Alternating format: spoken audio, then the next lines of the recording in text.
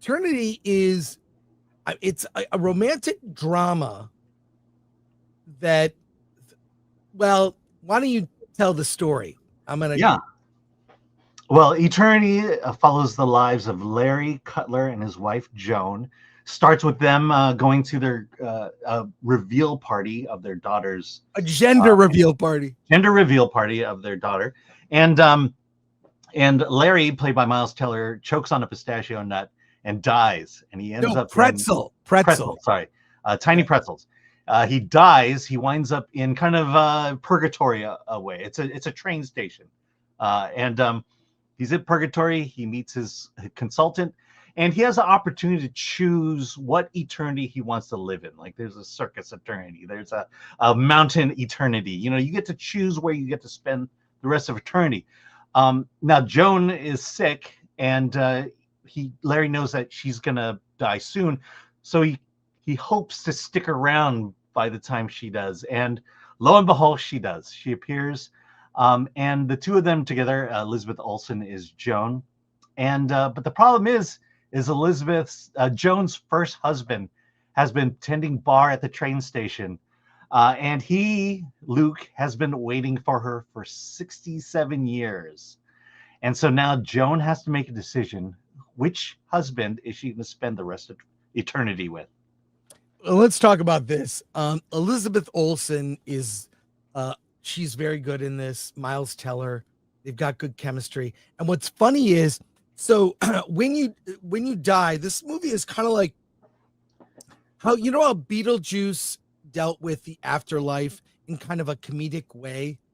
With horror, this is almost like dealing with the afterlife in a comedic way without the horror element. It's like a I think defending your life is the better comparison. Yeah, but what is defending your life? Yeah, it is. But it's like you end up in this purgatory that's like a bad trade show where they're all trying to, they're salesmen trying to promote their eternity. Come to Mountain Land, come to Queer World, come to Sunset Land, come to, like, you have to, it kind of sucks. You spend eternity in one kind of place. So some guy, and you see someone trying to escape. A museum world is boring. Like, it seems kind of weird that like you have to choose. This is the way it works. It's very funny. The world, the AC or afterlife consultant is this kind of side character. Like, they're the comic relief in the film.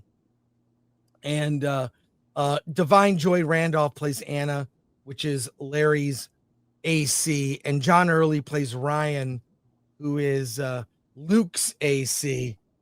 And yeah, but here in the performances of Miles Teller and Elizabeth Olsen, because they spent their lives together, they married young, and they were together. They were married to the end of their lives.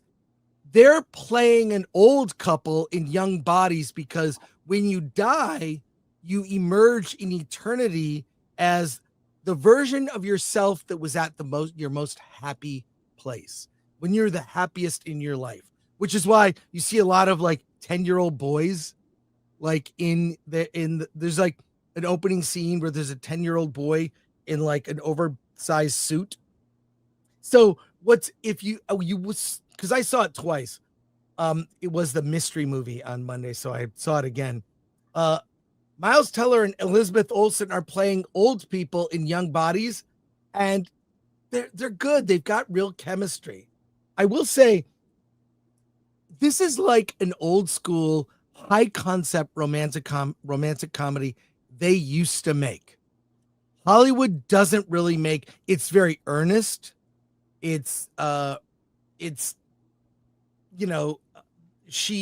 Joan is really conflicted. Her first husband died tragically, lost too soon.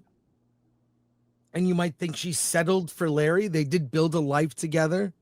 So it's her dealing with, it's a simple concept, really simple, seen it before. I do like the world building, even though it's kind of like, I don't know why they made this choice, but it's funny. We'll go with it. So in the end, I enjoyed it. Give it a recommend, not a strong recommend, if you like the genre of romantic comedy, this hits on a lot of levels. So I give it a decent recommend. Alan, what do you think? Yeah, I agree with you. Like I said, it reminded me a lot of Defending Your Life. Yeah. It's just that it's where you reflect on your past. There's opportunities actually for them to look back at their lives before on Earth, and I agree with you that it reminds me of the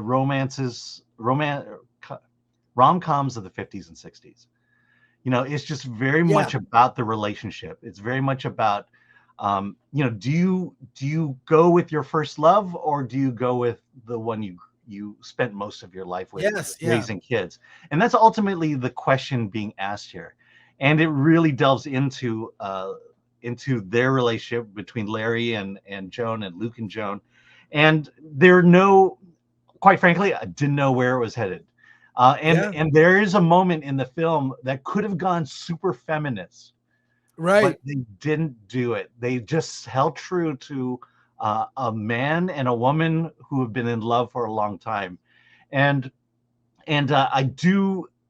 I think ultimately it's not the greatest movie ever made. No, It's it's a good not. movie. Hold on, it's a good movie. And it's just one of those movies that is just a nice comfort. It's comfort food. Yeah, You'll yes. have a good time. You'll watch it, and and you'll feel very positive and happy about your life after it's over.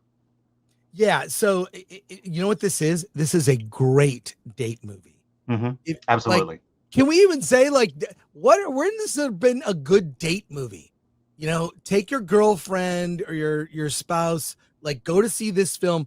Guarantee you're gonna walk out with warm, fuzzy feelings, and because it's very positive and earnest, and it's a very simple dilemma, and it plays out. Again, I didn't know where it was going, Mm-hmm. and the concept is, and also the ACs that they have, they're kind of a good, funny comic relief. There's some sort of just goofy humor with Yeah. the whole trade show aspect of the different worlds, different eternities. So yeah, if you're looking for a date film, we found one. Yeah. We found one. No. There Uh, was it was the Margot Robbie, yeah, that was a good Colin one Farrell too. one. That's two. Yeah, We so we found got two. two Like date I movies. said, there is a moment in the movie where you're gonna roll your eyes and go, "Oh, modern times." And I say, don't fall into that trap. It's not going where you think it's going. Yeah, yeah. It's just very earnest, and I wish Hollywood made more movies Mhm. like this. Not everything has to be some Oscar contender or tentpole big budget thing. This is, like you said, a comfort food movie where you'd go to the theater and there'd always be an option like this to go see a film like a romantic comedy. And I feel that genre has fallen on like hard times.